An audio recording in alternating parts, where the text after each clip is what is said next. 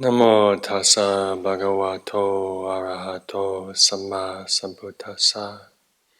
Namo tassa bhagavato arahato samma sambuddhassa. Namo tassa bhagavato arahato samma sambuddhassa. Buddhang dhammang sanghang namasami. So on behalf of Kaccana and the rest of the Sangha gathered here, I'd just like to welcome everybody to our Upasaka Day, which is also going to double as Redwood Valley Complex Fire last year, Remembrance Day. And one thing just to say, I suppose it goes without saying that both Kaccana and myself will be sharing our experiences about how that whole thing was for us. And it was different for everybody. You know, it would be whichever member of our community got up here to speak about it. Yeah, it's subjective. There's no way around that. Just like if we put any of you in front of the mic and asked you to tell us about what your experience was, it'd be the same. So with that caveat, one quick question: do you just launch right in to the talk, or is there any sort of preamble usually?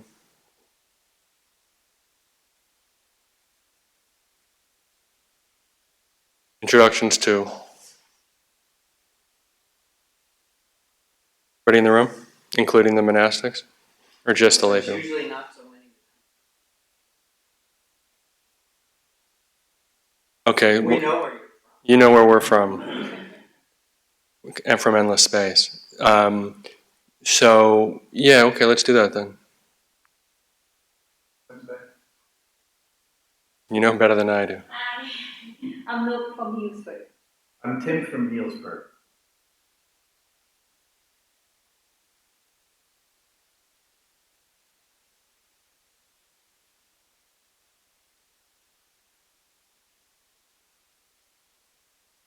Moria, Ukiah. And from San Francisco. Lisha from San Francisco. John from Fort Bragg. Chuck from Boulder, Colorado. We forgot Brett. Oh, I'm sorry. You have eyes in the back. I'm Brett from Kentucky. Excuse me. I'm Dennis from Ukiah. I'm Rick from San Francisco. Rafael from Miami.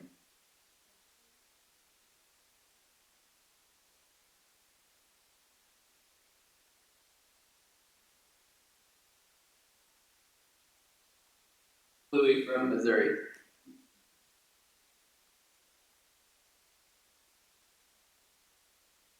And do you usually do the inviting the Dhamma talk, or does the teacher just launch in? All right, here we go. All right.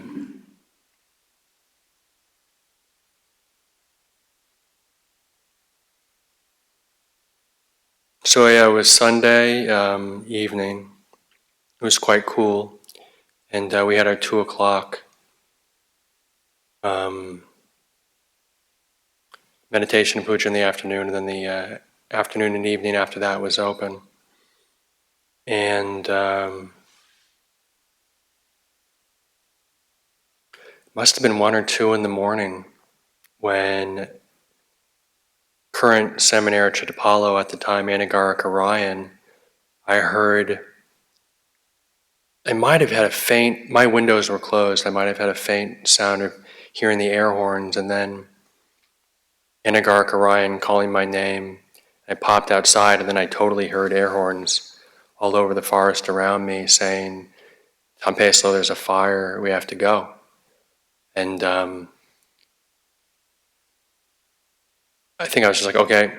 And I just went and got my stuff. I'm at the second highest hut up the hill. So I had a pretty good view once I got down to the loop trail. And bear in mind, there's this chorus of air horns happening. And overlooking the valley was a wall of flames. And I'd never seen anything like that in real life. So it was quite striking, quite powerful. And my mind sort of set into this place of a little bit stunned, quiet, watching more, listening more. We all got down to the WC by the ordination platform, all the monks. The truck was up there, fortunately. Can't remember why, but for some reason we took it up. And once we had all gathered, we came down the hill and got all the guests together, got the female residents from Casa Serena and Debbie over here, Debbie and Beth. And there was also the sound of the propane tanks exploding. For a few minutes, I think people were like, "What is that? What is that noise?" I think we were like, "I think it's propane tanks," but no, it can't be propane tanks. It almost seemed too obvious. Somebody thought it was trees, but it was indeed the gas. So it was quite a situation, but it was funny because even with all that happening, Tantisaro and I got in this conversation about should we take tivas or should we take boots? When we evacuate, and he was going to take boots, and I was like, no, you don't want to do that. Tivas is just going to make much more sense. I don't know, sort of just almost silly, but at the same time, somewhat practical conversation at like 2 or 3 in the morning. It's pretty chilly, and we're standing out there. It wasn't too much to do at that point. Close the windows. Somebody was grabbing walkie-talkies. The Anagaricas were grabbing granola bars. And we got everybody together, got in the cars. And we were trying to figure out if we could go down West Road or not. And 911, nothing was really happening. We couldn't get much information, so it was basically passing cars. We discerned that we couldn't go that way, which makes sense, given the wall of flame that I saw earlier. So we went up Cave Creek Road, piled in the cars, and I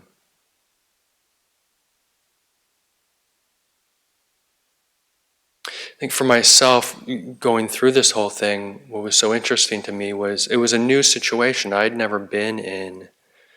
I'd never had to evacuate anything before.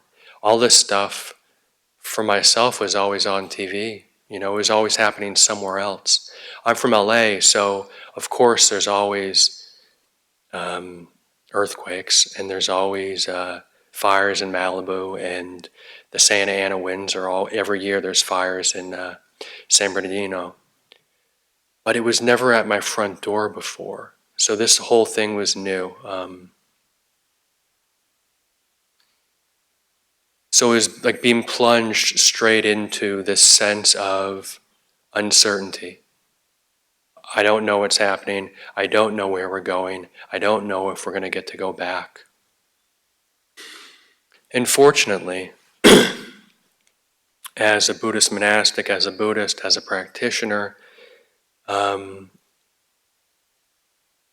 fortunate enough to have these teachings and have access to the teachings of the teachers in our tradition, forefront of my mind was Ajahn Chah's teaching, admonition, that this is the truth.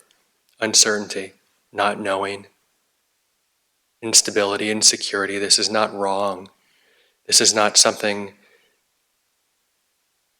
broken or something's amiss. This is actually the truth.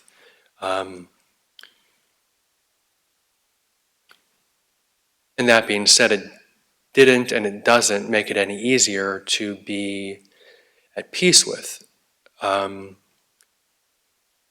don't want to give a percentage, because it won't be exact, but off the top of my head, I think 95% of the work or something, a gigantic portion of the work is learning to be at peace, learning to accept, being with the truth of the way things are, which for the khandhas, for conditioned experience, is things are constantly moving, things are constantly changing.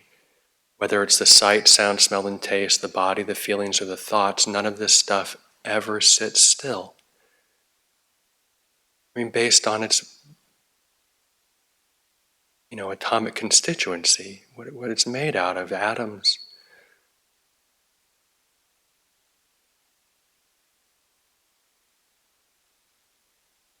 And so while these events were unfolding, obviously there's fear arising, worry arising, anxiety, And at the same time, these sort of teachings arising, these observations, and like, wow, no, this is it right here. And then just like, well, okay then. This is it. This is what's happening. Ajahn Mun, the father of our tradition, who Ajahn Chah points to as his main teacher, would say, like, when pain arises in the body, he frames that as an opportunity. This is an opportunity to be with the way things are. This is an opportunity to observe, understand, come to terms with the truth. The body is not always comfortable. The body is not always pleasant. Hopefully it's not always painful and always uncomfortable. It's a mix.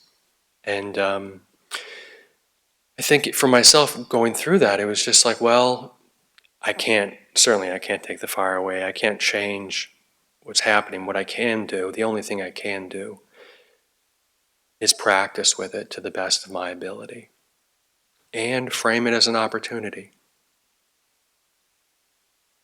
Because it's inevitable. All this stuff. Certainly death. Certainly old age, sickness. Separation from the loved, loss. It isn't to say that that's the whole deal, that's all life is. We all know that that's not the case. But we don't really have a hard time, we don't sort of turn away comfort and security and pleasant sensations. That's not the problem that most of us have. Most of us have a problem with the other half, the darker half.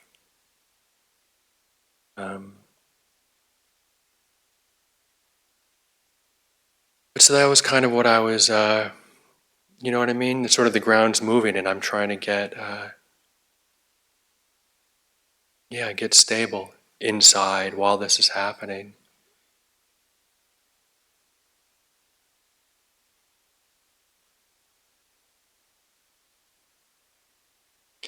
And while all this was going on, in addition to these reflections, which we would frame as sort of wisdom, the wisdom aspect of the practice, looking at anicca, dukkha, anatta,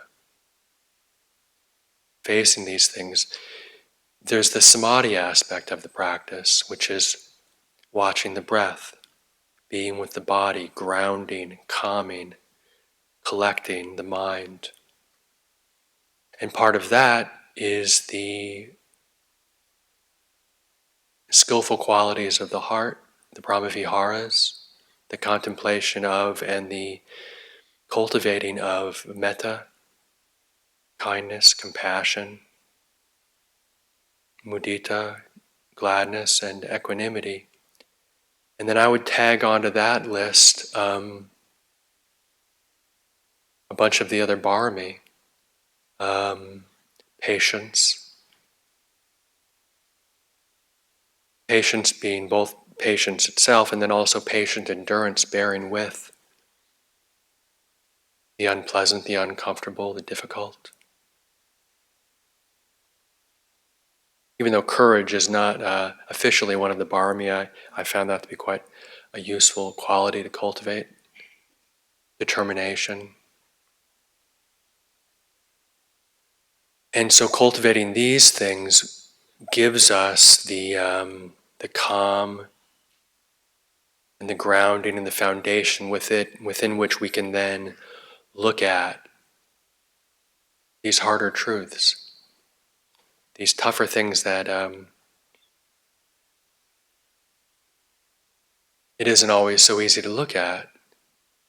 Ajahn Panyavado, who is Ajahn Mahabua's chief Western disciple, one time described it as sort of anesthesia, which is kind of a strange or a mixed metaphor, because you're not, knocking yourself out, but when someone's going to undergo surgery, it's useful. So if you're you want to say, doing this sort of deep operation on your own mind, if you're really flipped out, it's not the time to look at these things. It could be extremely not helpful. So we do have to calm the heart, gladden the heart, settle the heart. I guess the word emboldened has a lot of, it can be used, it can be not, it can be, one can be emboldened to do unskillful things, but one can also be emboldened to do skillful things. So in this case, emboldening the heart, fortifying the heart so it can face these things. Because all the great teachers say that this is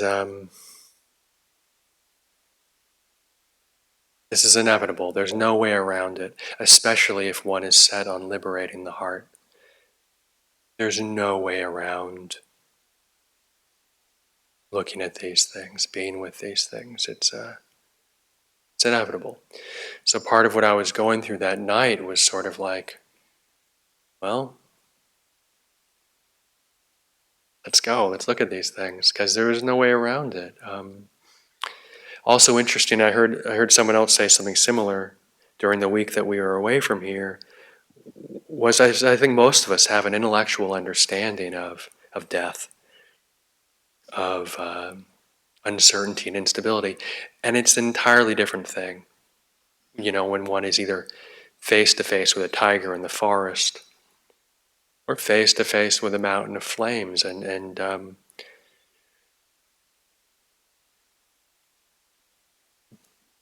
that sort of felt reality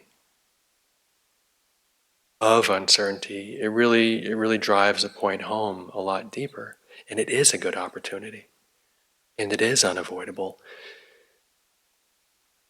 So why not relate to it? It's pragmatic, it's practical.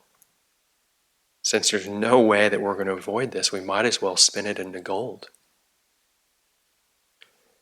and come away with something far greater than we would come up with if our house didn't burn down and we were just able to sit on the couch. The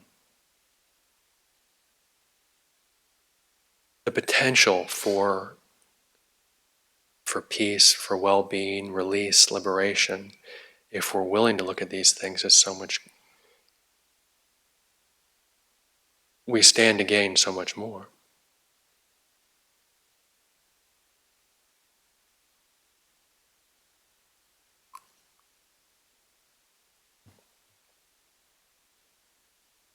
So we drove up Cave Creek Road. We made it to Willits, all of us. Monks, novices, anagarikas, lay residents, guests. One of the guests, I think, had got there the night before from Australia or New Zealand. He was driving the car, for those of us that were in his car. He's very mellow, very, very cool about the whole thing, which was pretty impressive. We got to the Mariposa Market parking lot, and from there we went over to the Willits Community Center.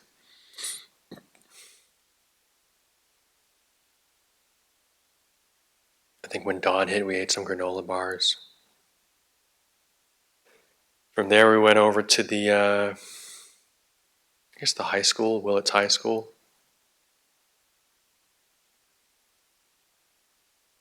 I guess there must have been about 25 of us.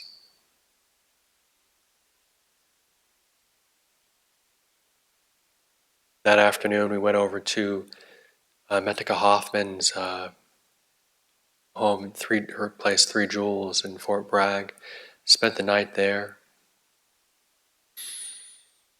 And then went over to the City of 10,000 Buddhas for the week.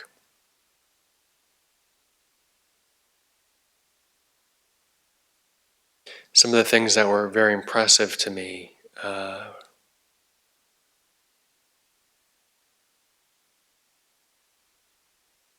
So we're in a very hierarchical form in the monastery here. There's a clear leader. There's a clear chain of command, and as Westerners, that can be. Some people take to it very easily. Some people take to it not so easily. For myself, one thing that I saw was just how helpful it was when we're moving around through so much uncertainty and instability to have these prescribed ways of relating to one another that we can then set aside. We stand in line to get the food, we sit in line, everything just happens in order, so then we can let go of that, not worry about that. I open the door for someone senior to me. I bow to someone senior to me, and then we can let go of all that and focus on, in my mind, more important matters. So there was that hierarchy, that these roles that we had, but there's other aspects that vary from monastery to monastery, how strongly they're practiced, they're held, and there was this feeling throughout the week of mutual respect, of kindness and care.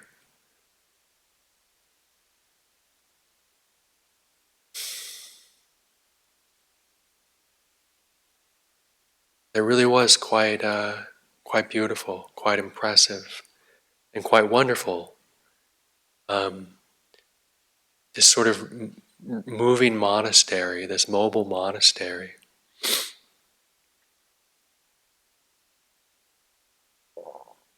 And for the first few days, Lumpur wasn't with us. And Lumpur is Ajahn, at least he was. He was the anchor, He was the leader. He was at the helm. And it's pretty easy to, if Lumpur says, okay, this is what we're going to do, you go, okay, that's what we're going to do. No problem. Because he's such a strong leader.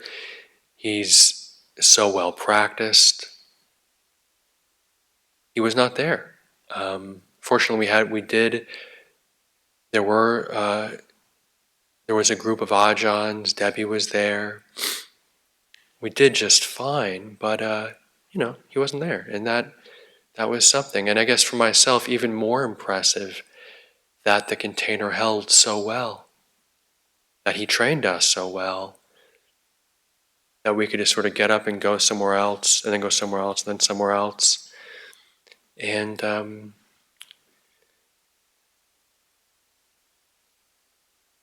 not break out into chaos and infighting and bickering. And there were disagreements here and there, which is inevitable, 25 people. But there was mutual respect and kindness in the form, and it was invaluable.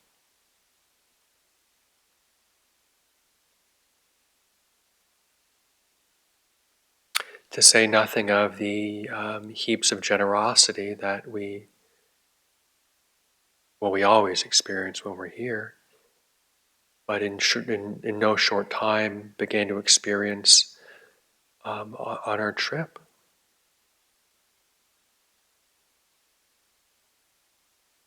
People wondering how they could help, what we needed, open doors for our Sangha.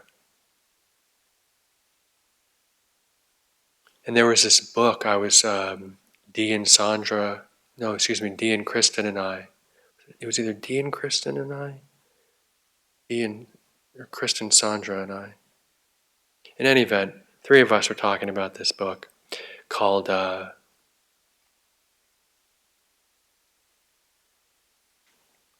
blanking on the title. Thank you, yeah, exactly.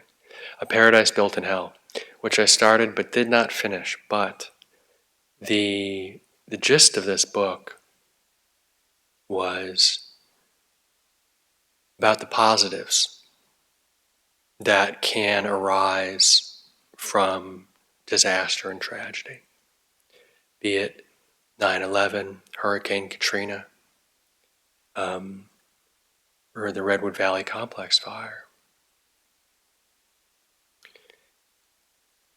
And having experienced this, it's quite miraculous. It really does, people are drawn together and small stuff does fall away.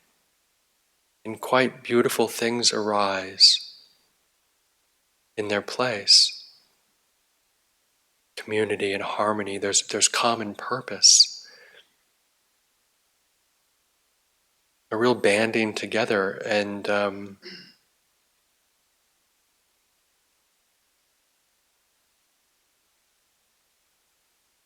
that was moving. And it's strange with things like these. I don't think any of us would consciously choose to put ourselves in this position. It's strange that sort of the great teachers in our tradition, Ajahn Chah, Ajahn Mun, Ajahn Mahabua, Luang Por, Ajahn Lee, there is a tradition of taking yourself out of a comfortable situation and putting yourself in the middle, literally in the middle of the forest. I think for similar reasons, that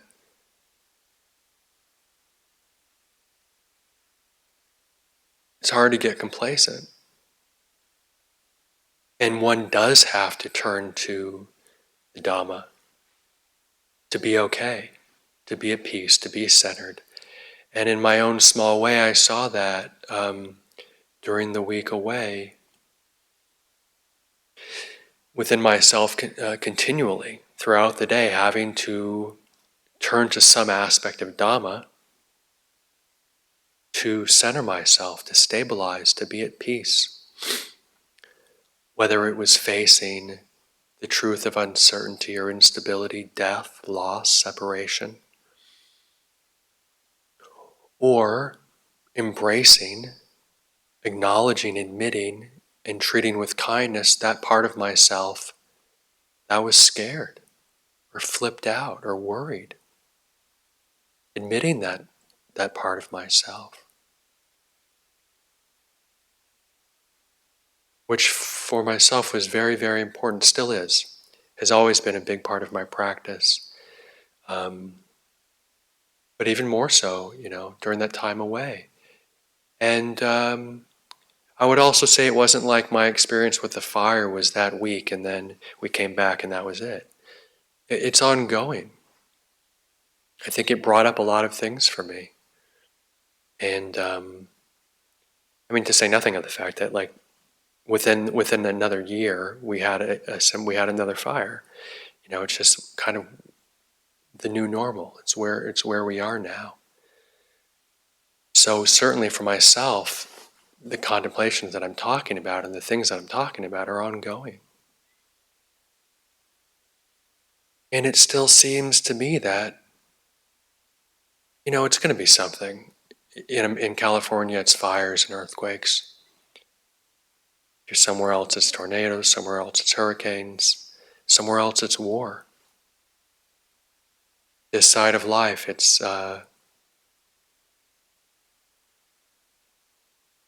part of the truth.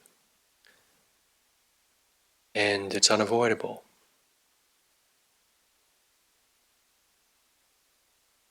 And Ajahn Mun, Ajahn Chah, they would have us frame it as an opportunity. The Buddha would have us frame it as an opportunity for practice, for growth, for healing. And to really pull the camera back and go really big picture on the whole situation.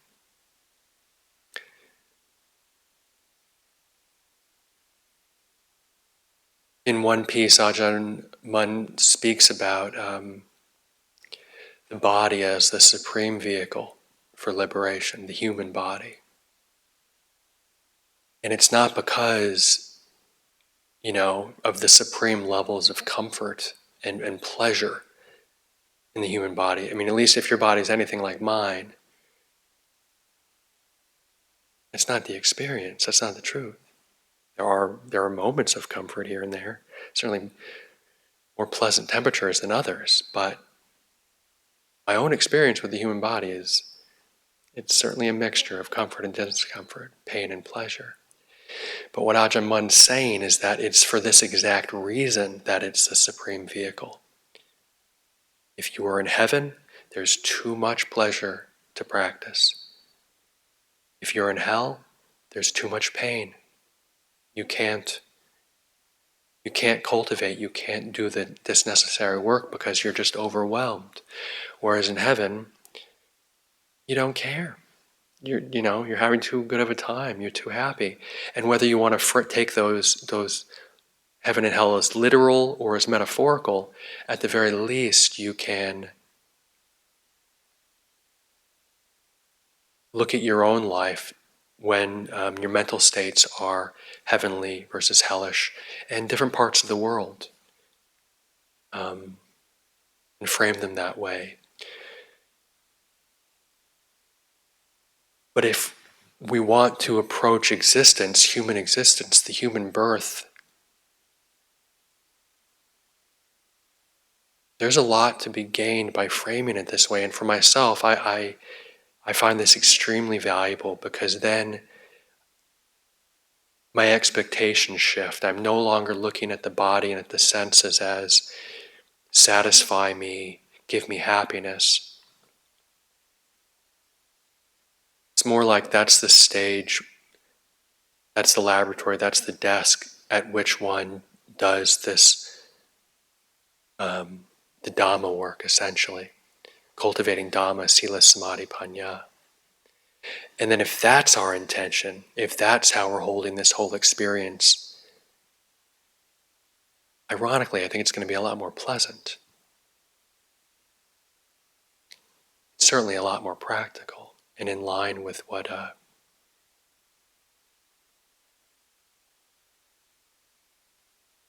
our teachers advise us to relate to the whole thing. And for myself, I don't see any other option. And somehow throughout all this, I think it's important for one to, there's got to be equanimity. However one accesses that, however one taps into that. Equanimity, levity. Somehow not taking things too seriously. Somehow bringing lightness into the whole enterprise, however one does it, but that's a crucial piece.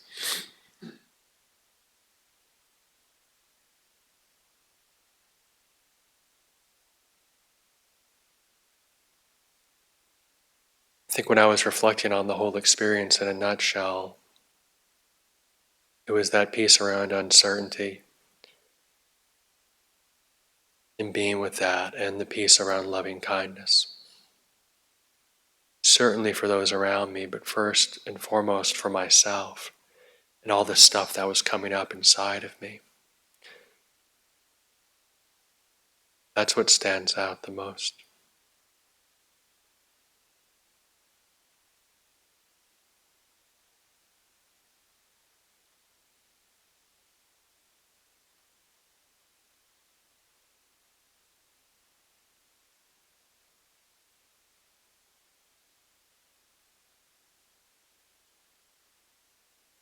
So maybe I'll leave it there for the moment, and we can shift into some question and answers for a bit before doing a guided meditation.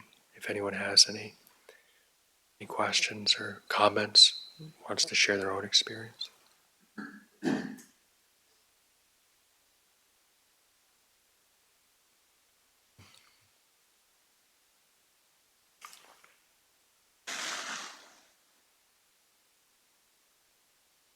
Okay. Talk about the hierarchy within the form, about letting it go. I'm not sure I was clear if you meant abandoning it or being able to move forward without having to think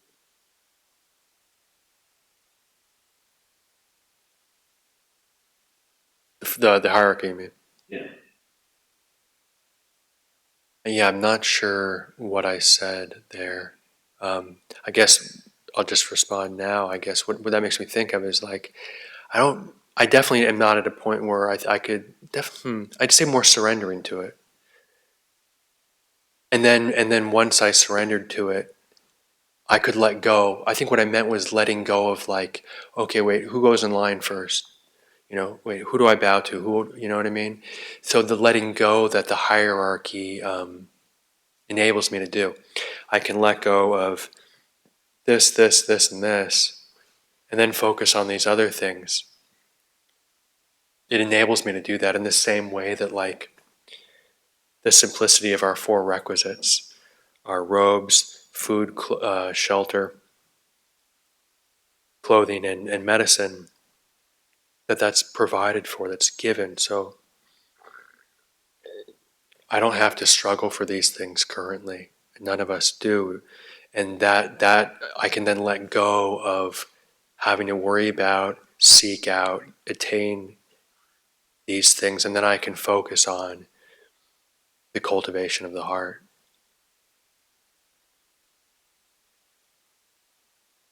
I have a question.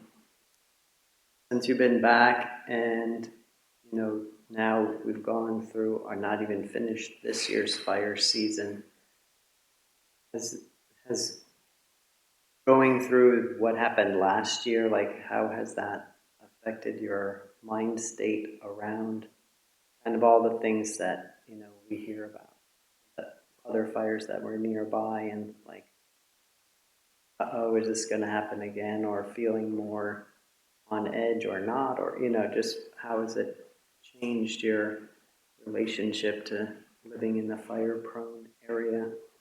I guess like initially, like simply, it's sort of like it's more known. So let's say in terms of evacuation stuff, now we have all these evacuation procedures in place that we put in place over the last year. So it takes out a lot of the guesswork. It's less new. Sort of speaking on the practical, logistical level, we have like an emergency cell phone now that one of the monks has throughout the fire season. Every 2 weeks we switch. So if we get a reverse 911, which we didn't have last year, we would have been out of here a few hours sooner. So on a practical level, we're a lot more prepared. That being said, if there's a fire throwing out sparks a mile ahead of itself like there was last time, there's on a certain level, there's like, there's only so much you can do. We're basically doing everything we can. Fire clearance around huts. We're talking about fire clearance along the road to put a fire break in place. As far as on the practice level, on the emotional level, for myself, I have not transcended this stuff. I'm still very much in the midst of doing the emotional, contemplative work around working with all these things. I'd say, if anything, it's simplified the matter in terms of, like, that night when we left, there was for a few days, or like, okay, what is it? Clarifying what I was feeling, clarifying what I was wrestling with, and then I sort of got centered upon, I think it's instability, uncertainty, loss, separation, death, that cluster. And now, for example, this year's fire, when it came and I saw feelings arise, it was just much more clear to me, okay, this is about death. This is about separation. This is about losing a Bayagiri. This is about losing the known and being plunged into the unknown. And over the last year, I would say it's been a lot more on the forefront of my mind. What the fire last year did is really kind of just stirred things up, cleared some of the stuff away from the top, and kind of exposed the great matter, as it were. And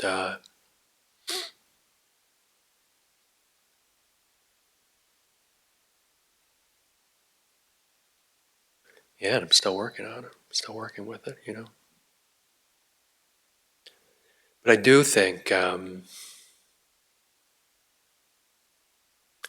it's a good thing. In that respect, I am grateful. Um, like for myself, that true liberation is the goal, complete liberation, and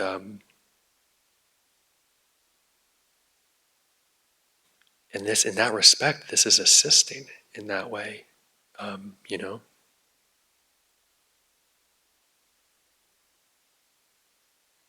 But, it's certainly not easy when we're like, okay, there's a fire now. There's a fire in the freeway, and we're like, okay, you know,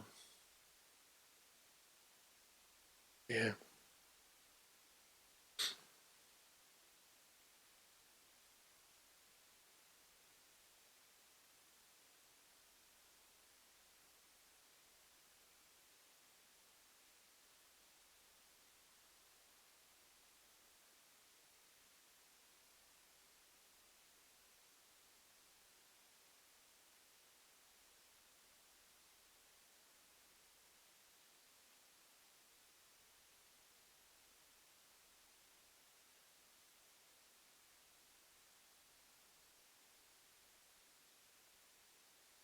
I don't say this, but I very much appreciate your encouragement to take difficulties as an opportunity. Nothing like your fire. I feel like a wimp, in the presence of what you've gone through. And even your admission that it's an ongoing work for you.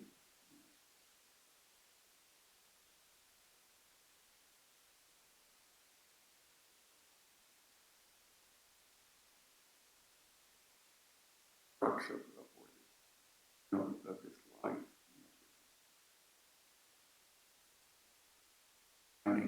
Finding opportunity and otherwise drive me into a lot of confusion. Yeah, absolutely. I'm encouraged that it can be taken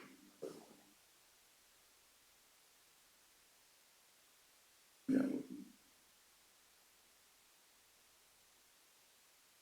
Yeah, I appreciate you saying that, because I guess it's funny because for myself, when I think of how we kind of got off pretty easy, relatively speaking, a lot of people lost their homes, a lot of people lost their lives, and I mean, God, overwhelmingly fortunate for now. That's the other thing. It's sort of like talking about this stuff like it's in the past tense. Yeah, it is in the past, but I don't know. Next time. Yeah, exactly. Yeah, and at some point, for all of us, whatever it is, it's coming. And how do we relate to that skillfully, and not just being just terrified all the time. Mm-hmm. Death is coming, but it is. And how do we get to a place of peace around that? I feel like that's yeah, like you said, that's the essential challenge. Coming to terms with that. I know for the Tibetan Buddhists, from the little that I've read, I mean, for the Buddha talked, that coming to terms with death. I've been thinking about it a lot recently. It just seems like there's so much peace that one could get. So much fear and anxiety and neurosis that comes about simply from that one. And granted, it's no small thing. But if one is willing to face that and look at that, I just imagine there's so much peace on the other side of that.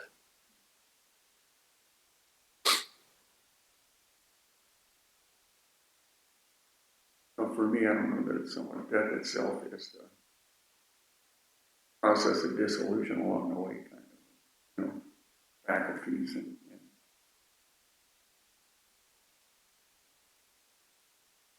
the fear around those things?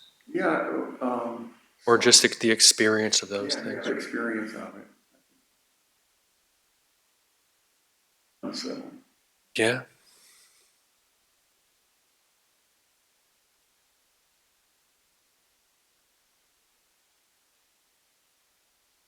Yeah, I guess we haven't talked about the other divine messengers, but, old age, sickness, and death. The Buddha spoke about those together.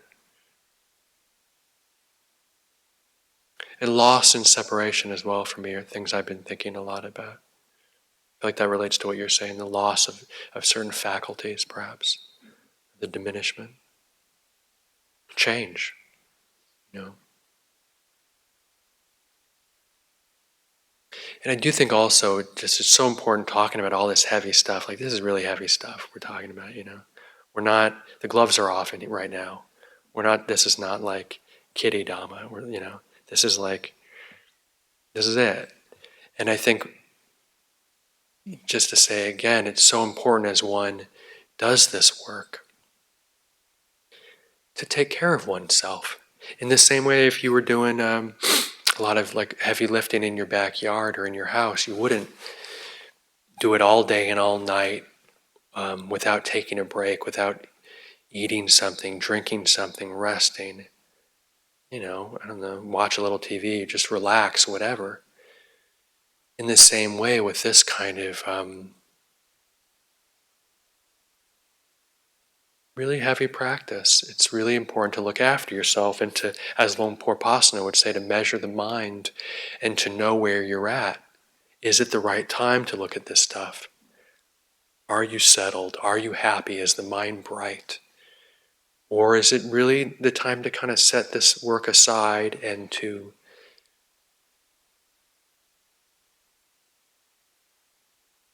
do some loving kindness meditation, compassion, gladdening the mind, contemplating gratitude, simply letting go of all thoughts whatsoever and just watching the breath, just being with the body. And then if the mind is bright, if the mind is strong, happy, in a good place, then absolutely. Turning and looking at this stuff, making peace with all of it.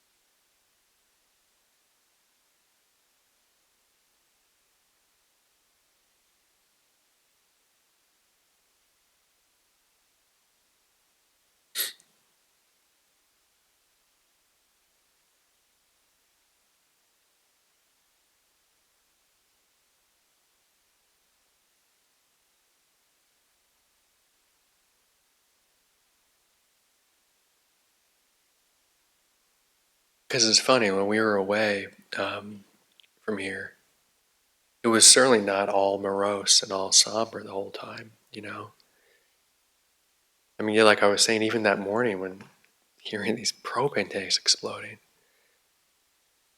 what are you going to do? I think when people are at war, there's still gallows humor, you have to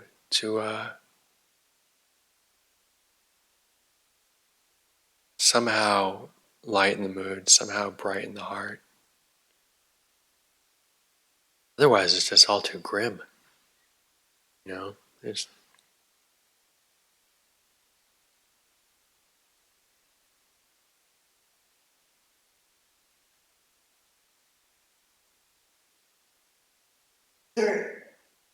It struck me when you hit on that concept of being mentally prepared for the next one, instead of going back into a safe shell and being devastated as a layperson by the next tragedy. I was wondering if there's, I remember Ajahn teaching about that, about the high kickboxer. He wasn't ready to fight until he could burst a sandbag with his kick. And he was telling people, be like that mentally, to be that prepared for the next tragedy. But he didn't get into how. And I was just wondering from your personal experience, without being nosy, but what would you look back and think, I could, or a person could work on these things, and they would help them the next time. Yeah. I think it's similar to Dennis's question. Like I was talking, the two levels come to mind. One is the sort of logistical, practical level. So like for us, we now have an evacuation procedure. We're going to get these things from the monk's room, these things from the office, these things from the kitchen. We know the guests at this time have this car, this car, this car that seats this many. For myself, I have a personal list of what I'm going to grab. When it's 1 in the morning and I'm half awake. Okay, we got to go. Okay, where's my list? This time, 2 of these, 1 of these, 1 of these. Stick them in the bag, hopefully. I looked the other day, I still have my list. But so on the practical level, right, this kind of preparation. And then on the emotional level, on the practice level, I think it's just continuing to do the practice. I don't see any other... like there's the sutta that was on the reading list where the Buddha's talking to the king, and the king's telling him about, what his life like as a king, all this sense pleasure, struggles for power, etc. And the Buddha said, well, what if... And this is, for me, the metaphor that arose when I saw the wall of flames, was, what if, great king, there was a mountain as high as the clouds, miles long, coming this way from the east, taking out everything in its path? What would you do? And what if this same mountain was coming from the north, from the west, from the south? Death, inevitably, moving towards him. And he said, well, I wouldn't be doing what I'm doing. I'd be practicing Dhamma. And the Buddha says essentially, yeah, that's it.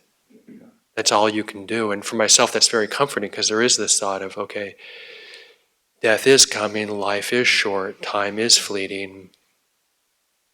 How well am I spending my time? What can I do? And to have the Buddha say, you cultivate Dhamma, you practice Dhamma, that gives me great solace. To say, okay, well then I'm doing what I can, And Ajahn Chah in Our True Home says the same thing. All the teachers say that same thing. And that's comforting. So besides what you can do to prepare yourself and to look after your family on a practical level, on the emotional and spiritual and karmic level, it's doing, and not losing one's mind about it either. Excuse me, because that's not practical, to flip out about karma, to flip out about the practice.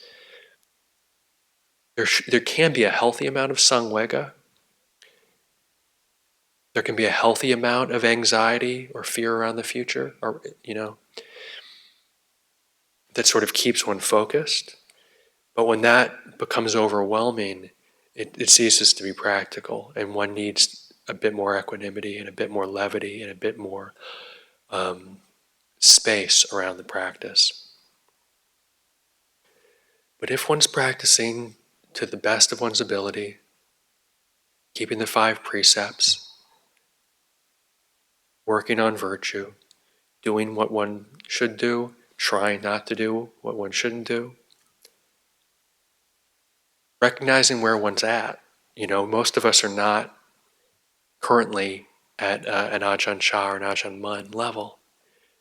We have this much anger, this much fear, this much worry, this much lust, and so on. And just meeting ourselves where we are,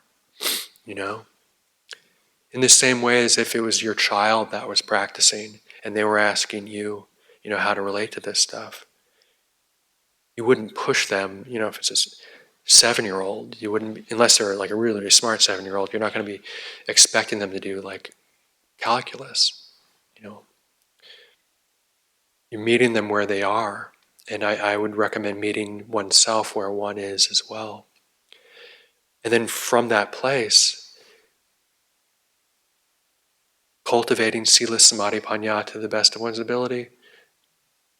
And for myself, I think that's all one can do. And it's, to say it's all one can do is true, but I guess that doesn't quite, that's a lot. It's the best thing one can do. The Buddha, Ajahn, Ajahn, Pasano. That's the thing that's going to hold you in good stead when you die. And when you do get reborn, that's the only thing you're going to take with you is your karma. And as Ajahn Sona has said, you're sort of all the practice we do, it's skillful to look at the causes as opposed to the effects, what we're putting in the bank, as opposed to like what we're getting out of the bank. Every day, when we practice, we're putting money in that karmic fund, So it's all we can do, and it's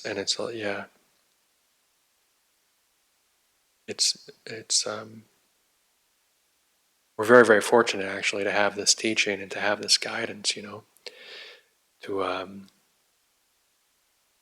I'm exceedingly grateful for that.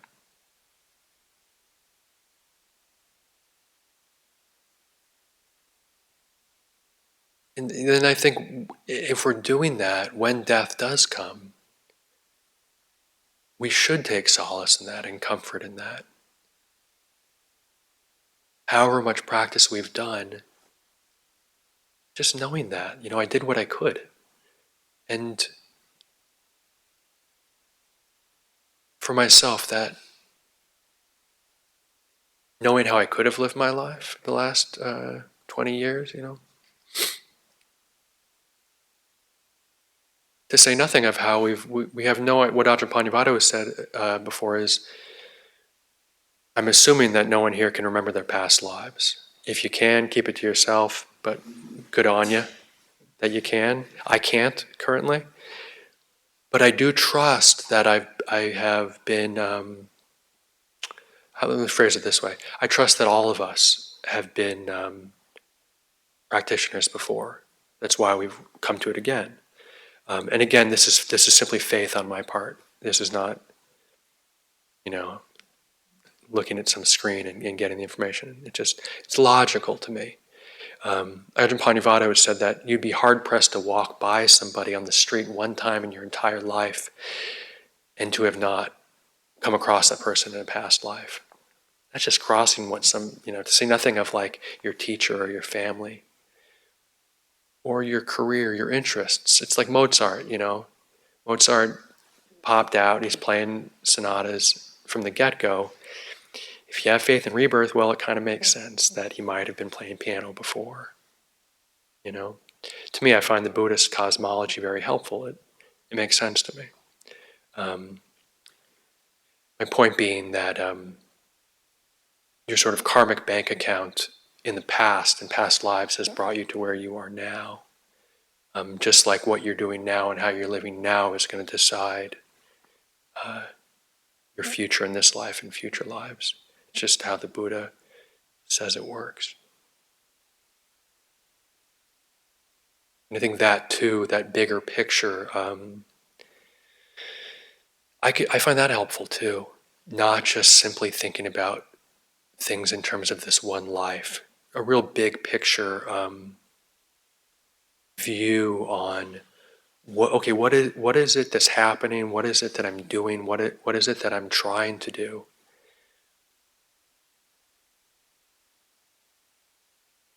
I guess it puts things in a fairly large perspective. And then if that's overwhelming, then toss it out and just watch your breath and, just do whatever's practical.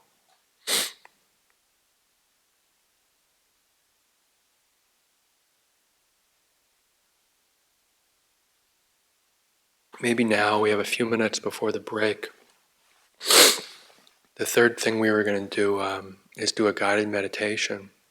So maybe if people feel like standing for a moment, you're welcome to, and then come back to whatever seated posture is helpful. If you're good where you are, you're welcome to stay seated.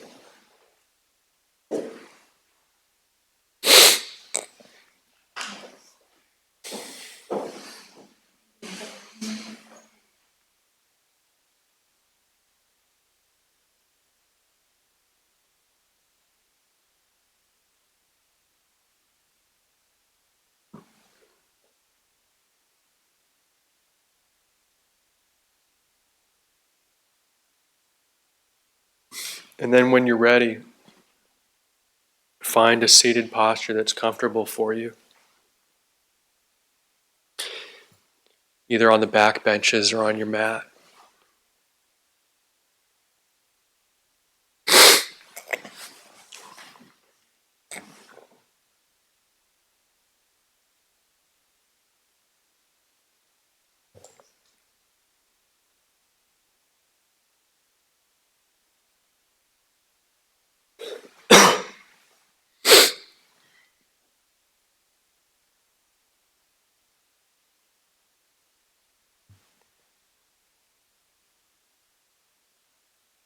So with your eyes open or your eyes closed, either way.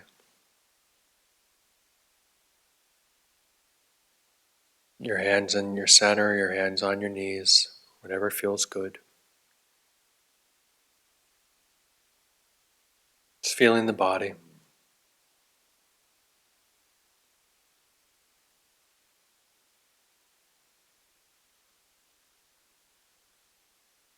And really just letting the body rest upon the ground. There's only so much work you have to do to keep the body upright. Now imagine you're kind of sitting on this sort of center axis and let your body find its natural center from your bottom all the way up to the top of your head.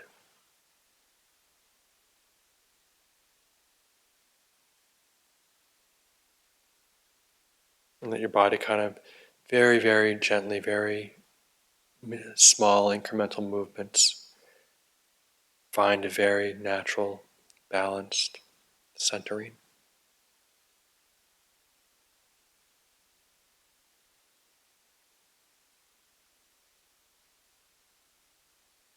The vertebrae very calmly just resting one upon the other, atop the other.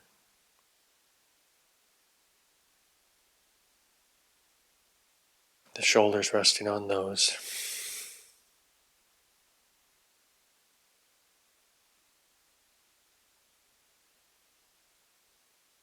The neck resting on those.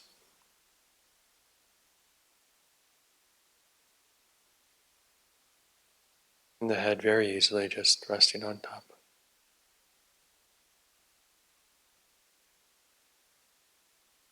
And let your face relax.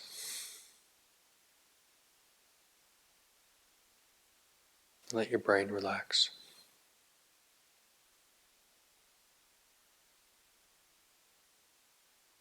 Let all the space around you relax.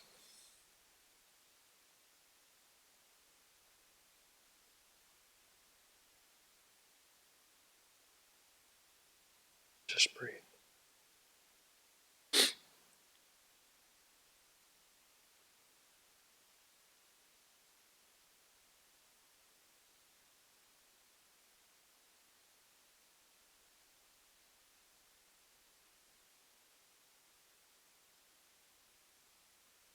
And whatever you're feeling right now, emotionally, just feel it. Let it be there.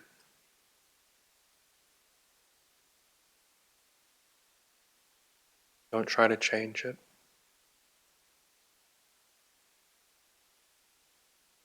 Notice how you're seeing what you're feeling. Seeing it as right or as wrong, what you should be feeling or shouldn't be feeling. Is it something that you have to do something about?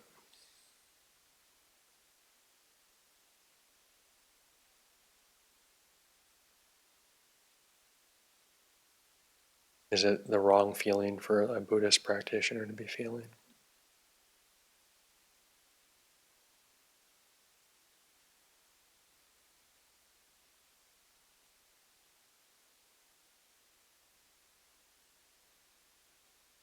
The feeling's okay.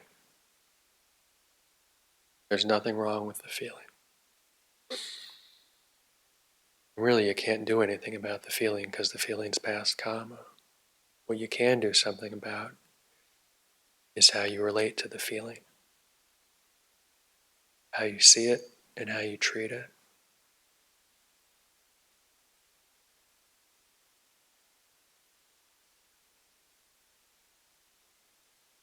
So we want to try to relate to it skillfully. So first, we're just going to feel it.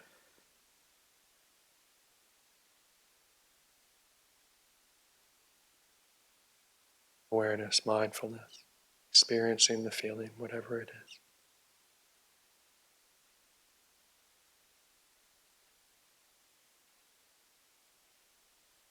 And there's no muscles involved in that. That's just very subtly directing the mind towards the feeling.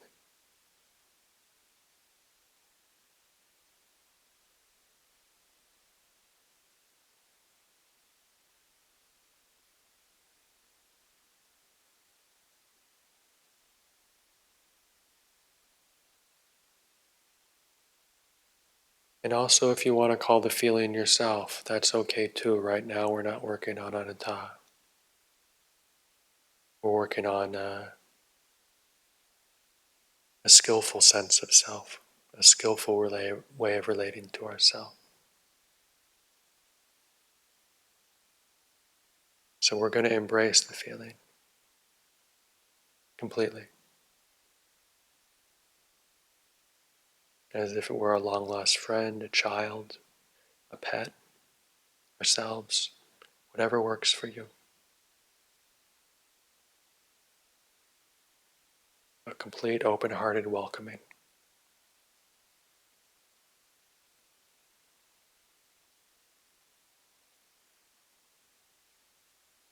As if you're in a cabin in the woods and it's cold and snowing outside and it's nighttime and there's a knock on the door and you open the door and it's this feeling.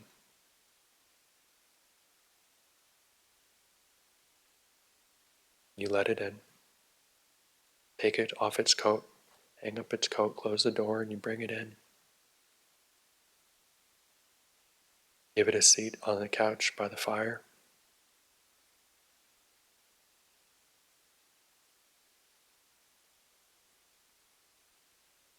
Sit with it. Look after it with love.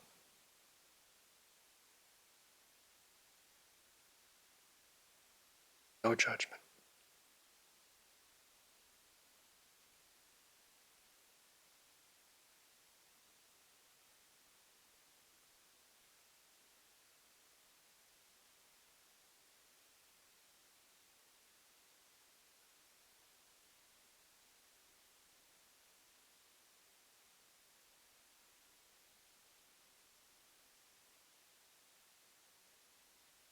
Whether it's a happy feeling or it's fear or anxiety or worry,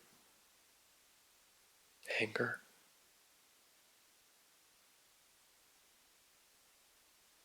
Unconditional kindness, unconditional acceptance.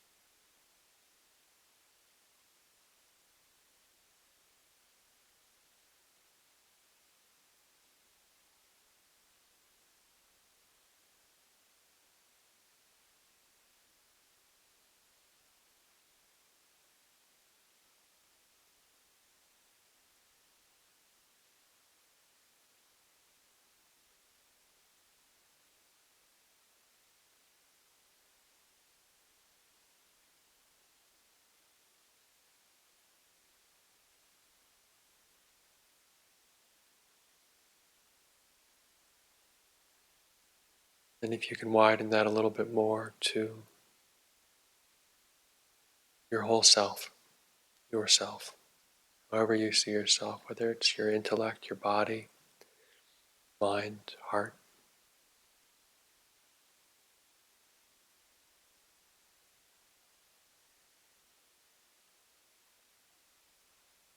Can you receive yourself?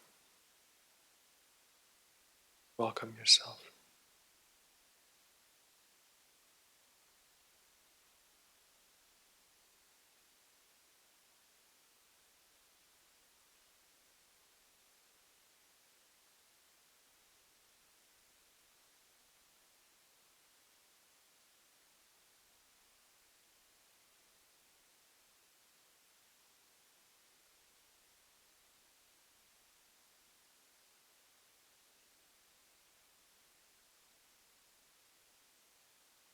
Whether you succeeded today or you failed today or it was some mixture of the two. Whether your speech today was just all perfect or you kind of screwed up a few times. The same acceptance, the same kindness, the same love.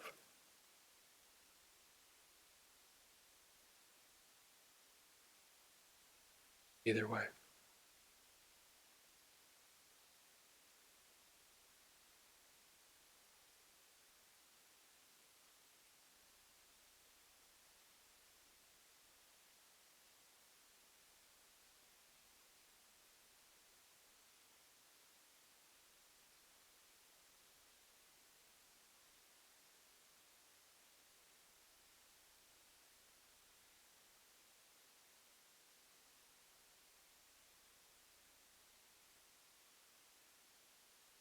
And then if there are particular parts of yourself, aspects of your personality that you're maybe less proud of, less impressed with, less prone to show to people, then those parts most of all.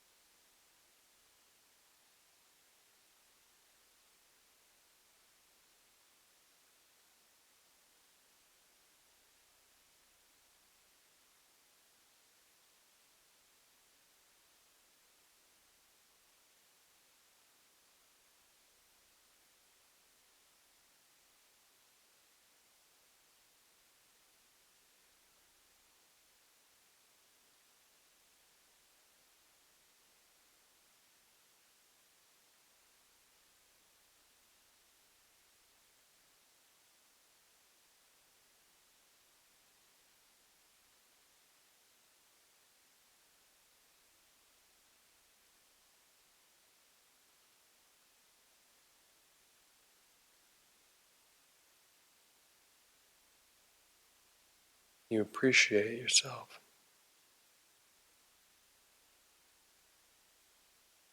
And you have gratitude for the self.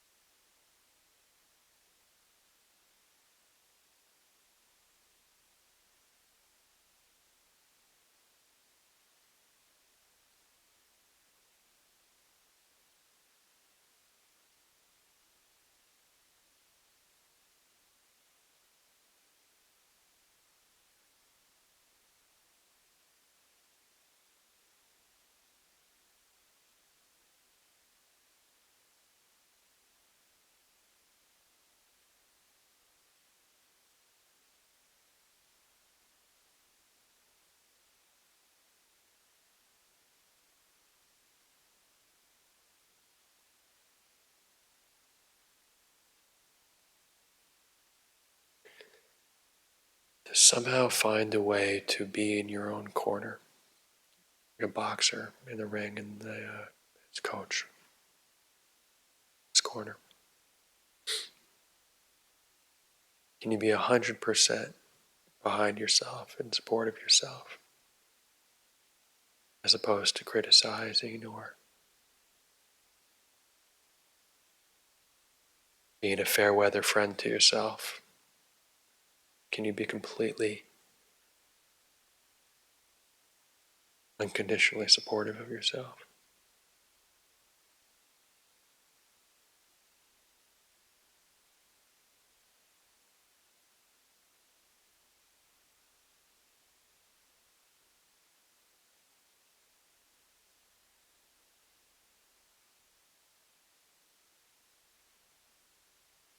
Can you be at peace with yourself?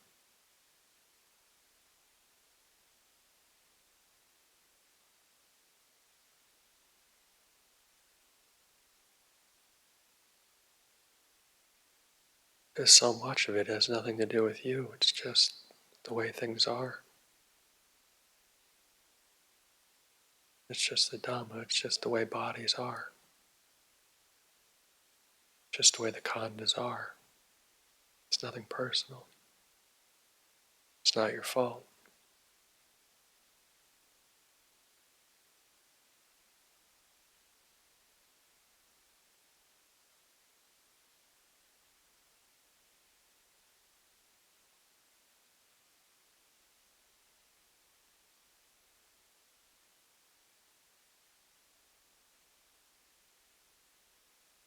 Can you forgive yourself?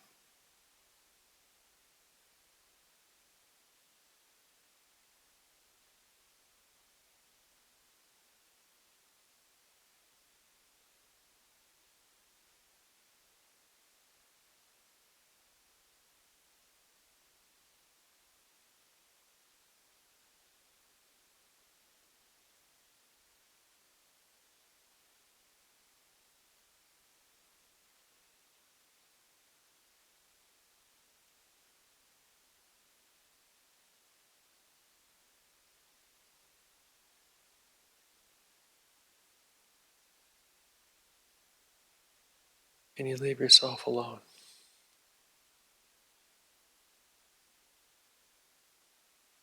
Just let yourself be.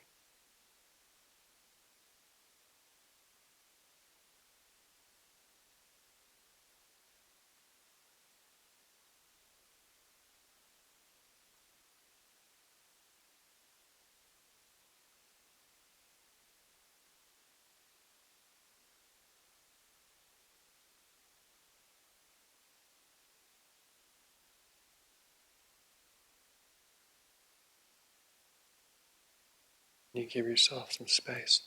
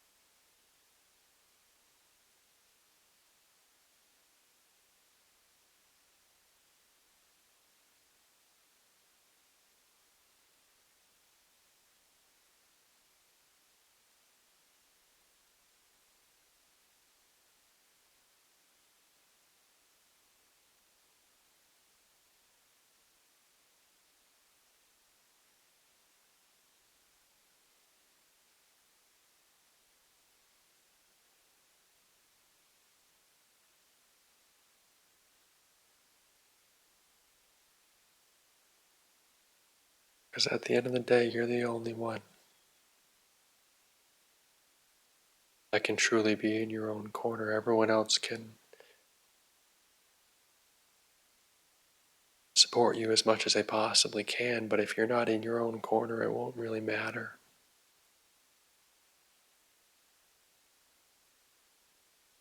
It won't be loud enough, you won't be able to hear them.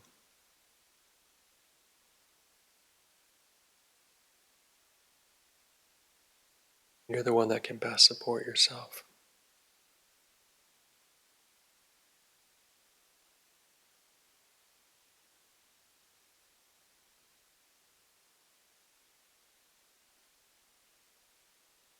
And if you can truly love yourself, truly accept yourself, support yourself,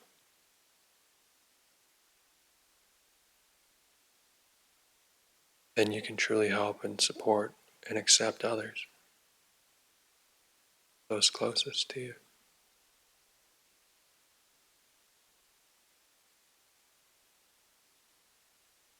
So I'd throw out, if there's any part of you thinking that it's selfish, it's practical, it's helpful, it's skillful,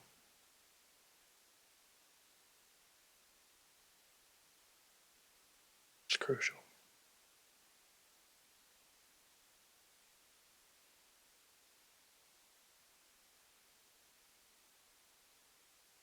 Can you make peace with yourself?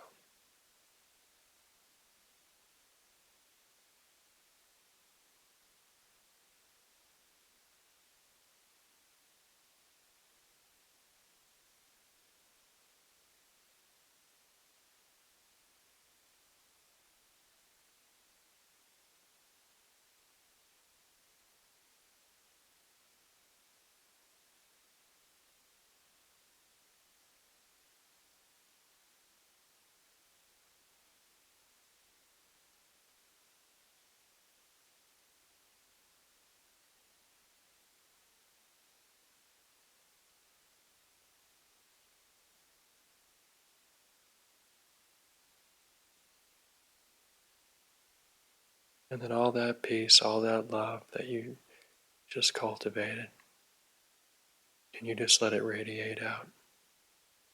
Share it.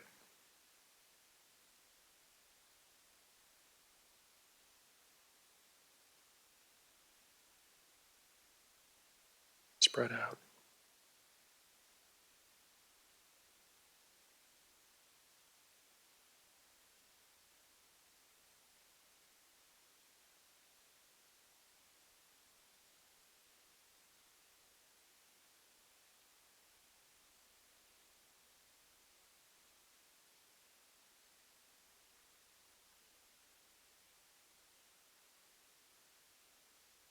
Throughout the room, throughout the monastery.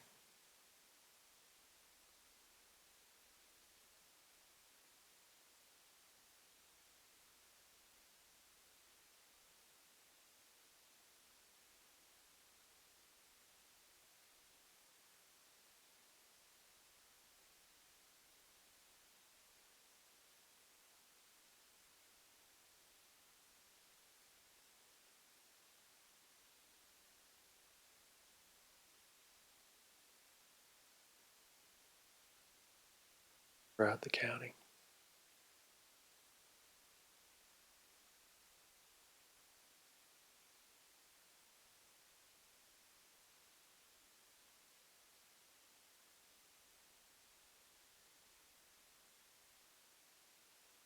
Throughout the world.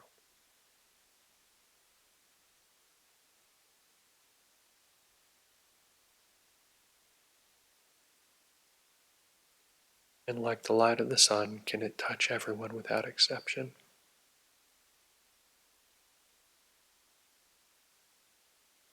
Without exception.